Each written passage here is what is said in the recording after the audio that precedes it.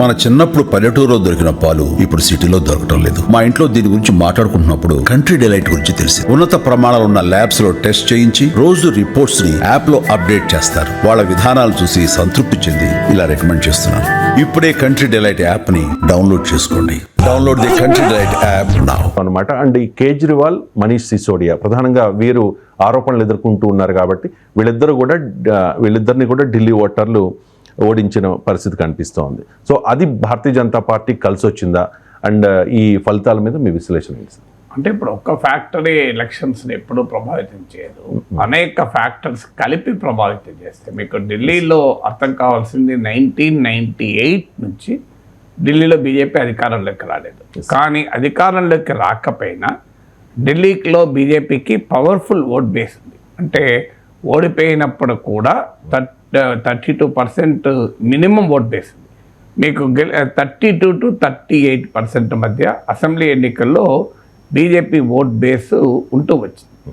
మీకు అదే లోక్సభ ఎన్నికలకు వచ్చే వరకు 2014లో 46% to best of my memory, 2019లో 56% ఓటింగ్ వచ్చింది. అంటే మీరు గమనిస్తే లోక్సభ ఎన్నికలకు అసెంబ్లీ ఎన్నికలకు మధ్య ఒక 14 to 18% గ్యాప్ ఉంది. అంటే అసెంబ్లీ అంటే దీన్ని బట్టి మనకు అర్థమయ్యేది ఏంటి, ఒకటి బీజేపీకి 32 to 38% అంటే చాలా రాష్ట్రాల్లో అధికారంలోకి తెచ్చేటువంటి ఓటింగ్. ఇప్పుడు మీకు ఉదాహరణకు 32% వచ్చిన చోట చాలా చోట్ల పవర్లోకి వేస్తారు. ఈవెన్ నరేంద్ర మోడీకి కూడా అదే పర్సెంట్ ఓటింగ్ వచ్చింది, ఆయన ప్రధానమంత్రిగా ఉండగలుగుతున్నాడు. అందువల్ల ఓడిపోయినప్పుడు కూడా అంత పవర్ఫుల్ ఓట్ బేస్ ఉంది. ఆమ్ ఆద్మీ పార్టీ 70లో 67 సీట్స్ తెచ్చుకున్నప్పుడు, 70లో 62 సీట్ తెచ్చుకున్నప్పుడు కూడా భారతీయ జనతా పార్టీకి ఉన్న 1/3 ఓట్ బేస్ను ఛేదించలేకపోయింది. చదువుతోనే సమాజంలో మార్పు సాధ్యమని నమ్మిన వ్యక్తి, మారుమూల గ్రామంలో పుట్టి వేలాది మందిని మేధావులుగా తీర్చిదిద్దిన విద్యావేత్త, మనలో ఒక్కడు మల్క కుమరయ్యకు టీచర్స్ ఎమ్మెల్సీ ఎన్నికల్లో మొదటి ప్రాధాన్యతగా ఓటేద్దాం, గెలిపిద్దాం. ఇక పార్లమెంట్ ఎన్నికలకు బీజేపీకి భారీగా ఓటేశారు. ఇప్పుడు మీకు అసెంబ్లీ ఎన్నికల్లో ఆమ్ ఆద్మీ పార్టీకి తీస్తే 2015లో 54% ఓటేశారు, 2020లో 53% ఓటేశారు. అంటే 54-53% ఆమ్ ఆద్మీ పార్టీకి వస్తుంటే దాదాపు అదే రేంజ్లో అటు ఇటు బీజేపీకి పార్లమెంట్ ఎన్నికలు వచ్చాయి. అంటే అసెంబ్లీ ఎన్నికల్లో మీకు పార్లమెంట్ ఎన్నికల్లో 46 to 56% మధ్యలో వచ్చింది. అంటే అర్థం ఏంటి, బీజేపీకి ఎవర్స్ ఓటర్ కాదు. అంటే ఇప్పుడు 32 to 38%, 32% లోయర్ తీసుకుంటే అది బీజేపీకి క్లియర్ ఓటర్. సో అక్కడ నుంచి 56% వరకు కూడా పార్లమెంట్ ఎన్నికల్లో బీజేపీ పొందింది.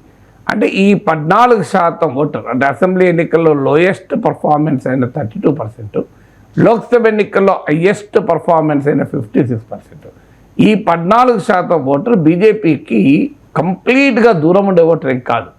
అంటే బీజేపీకి పార్లమెంట్ ఎన్నికల్లో ఓటు వేసిన ఓటరే. అందువల్ల ఏంటి అంటే అసెంబ్లీ ఎన్నికలకు ఆ ఓటు కన్వర్ట్ చేసుకోవాలి. ఇప్పుడు కంప్లీట్గా ఓటు వెయ్యని ఓటర్ అయితే కష్టం. ఆల్రెడీ పార్లమెంట్ ఎన్నికలు బీజేపీకి ఓటు వేసిన ఓటరే. అసెంబ్లీ ఎన్నికలకు వచ్చే వరకు ఏంటంటే అరవింద్ కేజ్రీవాల్ ఆమ్ ఆద్మీ పార్టీ పైన మాకు బెటర్ పాలన ఇస్తుందని నమ్మి ఓటేశారు. సో ఈ స్టాటిస్టిక్స్ నుంచి బీజేపీ గ్రహించింది ఏంటంటే ఎక్కడ ఉంది సమస్య, బీజేపీ పట్ల వ్యతిరేకత వల్ల బీజేపీ ఓడిపోవడం లేదు, బీజేపీకి అన్నేచురల్ ఎట్టి పరిస్థితుల్లో ఓటు వేయని హోస్టైల్ ఓటర్ వల్ల ఓడిపోవడం లేదు, బీజేపీకి సంబంధం లేని రాజకీయ భూమి కాదు ఇది. మరి ఏంటి సమస్య అన్నప్పుడు అసెంబ్లీ ఎన్నికలకు వచ్చే వరకు ఆమ్ ఆద్మీ పార్టీ మాకు బెటర్గా పాలిస్తుంది అని నమ్మారు ప్రజలు. అక్కడ దెబ్బ కొట్టగలిగితే ఈ ఓటు తమకు ట్రాన్స్ఫర్ అవుతుంది అనేది బీజేపీ ఆశించింది. సరిగ్గా అక్కడ దెబ్బ కొట్టగలిగింది. ఎలా దెబ్బ కొట్టగలిగింది అంటే అనేక ఫ్యాక్టర్స్. ఒకటి, కేజ్రీవాల్ ఇమేజ్ పైన, ఆమ్ ఆద్మీ పార్టీ ఇమేజ్ పైన దెబ్బ కొట్టింది. అలాగే కేజ్రీవాల్ ఆమ్ ఆద్మీ పార్టీ ప్రభుత్వాన్ని పనిచేయకుండా చేసి దెబ్బ కొట్టింది. కేజ్రీవాల్ ఆమ్ ఆద్మీ పార్టీకి ఉన్నటువంటి social base, middle class Purvanchali social base ఉంది. ఇప్పుడు మిడిల్ క్లాసు ఢిల్లీలో 67%, పూర్వాంచలి ఓటు 30% ఉంటుంది. సో 67% మిడిల్ క్లాస్, అందులో 40% income tax pay class. So ఈ social composition middle class lower classes బీజేపీకి బాగా ఓటు వేశారు. పూర్వాంచలి అంటే ఈస్టర్న్ ఉత్తరప్రదేశ్, బీహార్ నుంచి వచ్చిన వాళ్ళు. వీరు ఆమ్ ఆద్మీ పార్టీకి బలమైన సోషల్ బేస్. అలాగే ఎకనామిక్గా తీసుకున్నప్పుడు స్లమ్స్లో ఉన్న వాళ్ళు, దళిత్స్, ఇలాంటి వాళ్ళు ప్రధానమైన ఓటు వేశారు. వాల్మీకి దళితుల్లో కూడా మరీ ముఖ్యంగా జాతవ్స్, వాల్మీకీస్. సో ఈ సోషల్ బేస్ను బ్రీచ్ చేయగలిగారు. అంటే ఆమ్ ఆద్మీ పార్టీకి ఉన్న ప్రాణం ఎక్కడ ఉంది, నవనాడుల్లో ప్రాణం ఉంది అంటారు కదా. ఆ నవనాడుల్లో ఒక్కొక్క నాడుని బ్రేక్ చేయడం మొదలుపెట్టారు. అరవింద్ కేజ్రీవాల్కు ఉన్న ఇమేజ్లో ఒక్కటి ప్రాణం ఉంది, ఆప్కు, దాన్ని దెబ్బతీశారు. ఆమ్ ఆద్మీ పార్టీకి ఉన్న ఇమేజ్లో ప్రాణం ఉంది, దాన్ని దెబ్బతీశారు. ఆమ్ ఆద్మీ పార్టీకి ఉన్న పూర్వాంచలి ఓట్ బేస్లో ప్రాణం ఉంది, దాన్ని దెబ్బతీశారు. మూడోది. నాలుగోది, ఆమ్ ఆద్మీ పార్టీకి ఉన్న మిడిల్ క్లాస్లో ఆ పార్టీకి ప్రాణం ఉంది, అక్కడ దెబ్బతీశారు. ఐదవది, పేద వర్గాలు, స్లమ్స్, అక్కడ ఆమ్ ఆద్మీ పార్టీకి ప్రాణం ఉంది, దాన్ని దెబ్బకొట్టారు. ఆరవది, మీకు దళిత్ ఓట్ బేస్లో మీకు ప్రాణం ఉంది, అక్కడ దెబ్బకొట్టారు. ఇలా ఎక్కడెక్కడెక్కడెక్కడైతే ఆమ్ ఆద్మీ పార్టీకి ప్రాణం ఉందో అక్కడక్కడ దెబ్బకొట్టారు. ఇక కొన్ని చోట్ల భారతీయ జనతా పార్టీ పనిని కాంగ్రెస్, ఎంఐఎం, బీఎస్పీలు చేశాయి. కాగలగారి గంధర్వులు చేసినట్లుగా మీకు ముస్లింల్లో ఆప్కు మంచి ఓటింగ్ ఉంది. అక్కడ బీజేపీ దెబ్బ కొట్టడానికి స్కోప్ ఏమీ లేదు కనుక అక్కడ అరవింద్ కేజ్రీవాల్ సయాన కొంత దెబ్బ కొట్టుకున్నాడు, కొంత కాంగ్రెస్ పార్టీ, ఎంఐఎంలు దెబ్బ కొట్టాయి. దళితుల్లో బీజేపీ దెబ్బ కొట్టగలిగింది, బహుజన్ సమాజ్ పార్టీకి కూడా దెబ్బ కొట్టగలిగింది. ఆ ఢిల్లీలో ఒక డెలివరెన్స్, ఇది ఢిల్లీ కోసం పుట్టిన నాయకుడు అనేటువంటి భావన కేజ్రీవాల్ పైన ఉంది. అది ప్రాణం. మోడీ దేశం కొరకు బాగా చేస్తాడు కానీ ఢిల్లీ కొరకు అయితే కేజ్రీవాలే కావాలని అక్కడ దెబ్బ కొట్టగలిగింది. చూడు, కేజ్రీవాల్కు ఢిల్లీ ముఖ్యం కాదు, దేశమంతా ముఖ్యమని.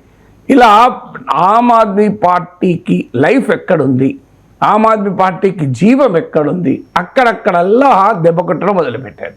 అక్కడక్కడల్లా దెబ్బ కొట్టే వరకు అన్ని వైపుల నుంచి దెబ్బ కొట్టారు. మీకు పద్మవ్యూహంలో మహాభారతంలో అభిమన్యుడి కథ ఉంటుంది. ఏం చేశారు?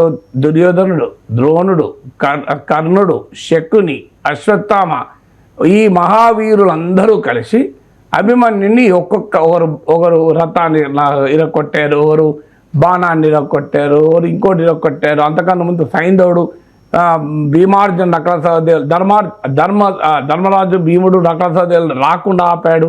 ఇలా అభిమన్యుని ఎలాగైతే అన్ని వైపుల నుంచి ఆయనకున్న నవనాడుల్ని బంధించారో కరెక్ట్గా ఎన్నికలనే పద్మవ్యూహంలో కేజ్రీవాల్ను ఆ రకంగా బీజేపీ చోక్ చేయగలిగింది, ఒక రకంగా రిలేటివ్లీ చోక్డ్. సో అందువల్ల ఈ రకమైన అద్భుతమైన విజయాన్ని బీజేపీ సాధించగలుగుతుంది.